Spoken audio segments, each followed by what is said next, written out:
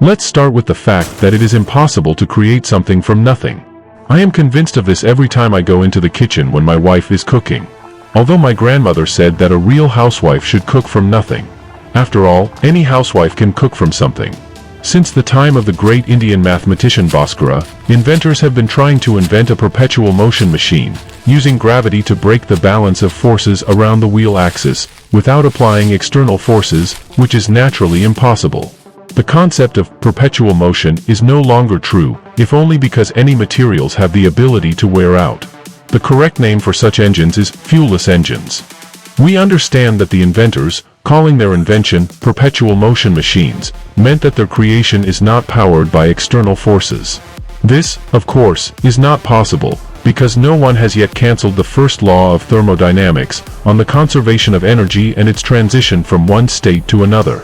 But the misfortune of humanity is that people have come up with the idea of using combustible materials as an external force, thereby bringing irreparable environmental harm for more than 100 years, to themselves, humanity and nature. Miraculous invention of the Narek engine, from the clan Sargisian's family partnership, in the application of external force to the imbalance of the wheel around the axle with the help of elasticity.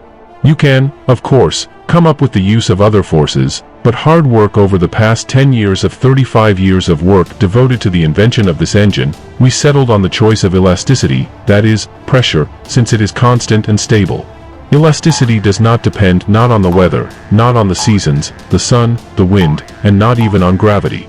Our engine can be used both on the ground and in space. In nature, nothing stands still. Everything moves in the world space. Even if you are sitting, standing or lying down, you are stationary in relation to the Earth, but in any case, you are moving in relation to the Sun, because together with the planet Earth you revolve around the Sun. And if you are driving in a car, flying in an airplane, you are sitting motionless in relation to your companions. But in relation to the ground, you certainly move at a certain speed.